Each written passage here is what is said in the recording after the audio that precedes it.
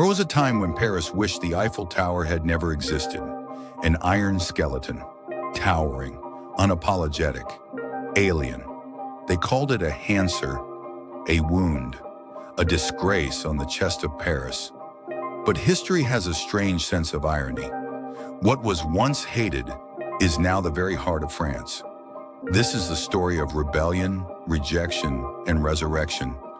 The journey of a tower that became the global face of a nation, from scandal to soul, from shame to symbol.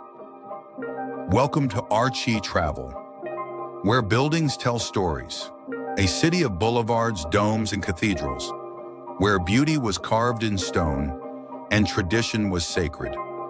Then came a proposal for the 1889 Exposition Universelle, the World's Fair marking 100 years since the French Revolution. Engineer Gustave Eiffel proposed something unthinkable, an iron tower, 300 meters tall, open frame, stark, modern. To the Parisian elite, this was not progress, it was vandalism. More than 300 writers, painters, and architects signed a manifesto, calling it a monstrous iron scaffold, a blot on our beloved skyline. It wasn't just criticism, it was outrage. But Eiffel, he persisted. Because this tower wasn't just metal, it was vision. Under Eiffel's leadership, more than 300 workers assembled 18,038 prefabricated parts. There were no computers, no modern machines, just grit, ingenuity, and science. The curved lattice wasn't only artistic, it was mathematical genius. It defied wind, distributed weight, and echoed nature's elegance in iron. Each rivet mattered, each beam a brushstroke of structure. In just over 2 years, the impossible stood tall. On March 31st, 1889, Eiffel himself climbed the tower and hoisted the French flag. Paris was now home to the tallest structure on Earth. But the hatred remained. The tower was labeled temporary. Dismantling was scheduled in 20 years. The city had no idea. It had just inherited its future. The world changed. Skyscrapers rose. Technologies evolved. But the Eiffel Tower, it stayed. The Eiffel Tower represents the ideals of French identity: innovation, resilience, elegance, just presence. The Eiffel Tower doesn't just stand for France, it is France. And now the twist. The very reasons they once rejected it, its boldness, its rawness, its defiance, are exactly why the world reveres it today. It broke every rule, and in doing so, it rewrote them. The tower they begged to tear down now lights up in the colors of nations. It mourns with the world in tragedy. It dances with fireworks in joy. It speaks through silence, from protest to pride, from insult to icon. The Eiffel Tower didn't just survive rejection, it transcended it. It's more than a marvel of engineering. It's a monument to resilience, defiance, and grace. When people around the world say France, they don't picture words. They see her silhouette. It stands today not just as the tallest structure in Paris, but as the tallest idea France ever raised. If Eiffel Tower was a human being, it might narrate its stories like this: I was born of iron and doubt. They called me a disgrace before I even touched the sky.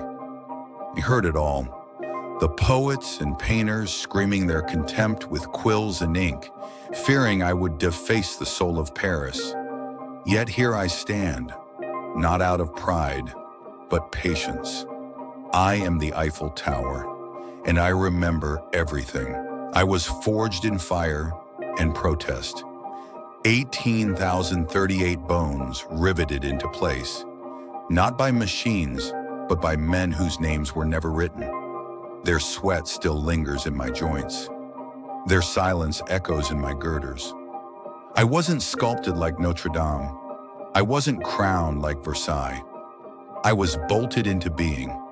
The world expected me to collapse, not structurally, but socially. Yet it was their fear, not my form, that couldn't endure. They see my lacework silhouette, my shimmering lights, the lovers beneath me, the cameras, the kisses, the souvenirs. But I've seen things they never will. I've watched revolutions whispered in cafes below my legs. I've heard Morse code that shifted wars. I've stood still while hearts broke beside my pillars. And yes, I've felt the boots of tyrants echo across my floors. But I never bowed. They say iron rusts, but memory does not. I've held more secrets than the sin, 1,000 proposals, and just as many rejections. Illicit meetings, farewells before war, the final cigarette of a poet on my second floor at midnight, the child who thought I touched the stars. They all left something behind in me. I am not just a tower, I am a memory bank of unspoken stories. It's amusing now, how they claim me with pride. The same voices that once condemned me now paint me on their planes, print me on their passports, project me onto satellites. But I never asked to represent a nation. I simply endured it. Yet somehow I became its silhouette. You see me and you think France. Not because I speak the language, but because I withstood it. I was once the tallest structure on Earth. Now I am just one of many. But none of them watch like I do. I don't blink. I don't fade. I simply remain. Iron in form, stone in silence, soul in shadow. I do not ask for admiration, only understanding. I am the Eiffel Tower. I was built to last. This is ARCHI TRAVEL, where buildings tell stories, where architecture reveals not just what we build, but who we dare to become.